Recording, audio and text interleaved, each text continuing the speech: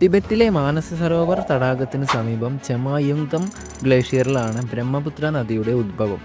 ഏകദേശം 1600ഓളം കിലോമീറ്റർ ടിബറ്റിലൂടെ ഒഴുകി അരുണാചൽ പ്രദേശിലൂടെ ബ്രഹ്മപുത്ര ഇന്ത്യയിലേക്ക് പ്രവേശിക്കുന്നു. ദിഹാങ് എന്ന പേരിലാണ് ബ്രഹ്മപുത്ര അരുണാചൽ പ്രദേശിൽ അറിയപ്പെടുന്നത്. ഇവിടെ നിന്നും ഒഴുകി അസാമിൽ എത്തുമ്പോഴാണ് ബ്രഹ്മപുത്ര എന്ന പേരിൽ ഇതറിയപ്പെടാൻ തുടങ്ങുന്നത്. ദിബാങ്, ലോഹിത് എന്നീ പോഷക നദികൾ ഈ സമയം നദിയോട് കൂടിച്ചേരുന്നു.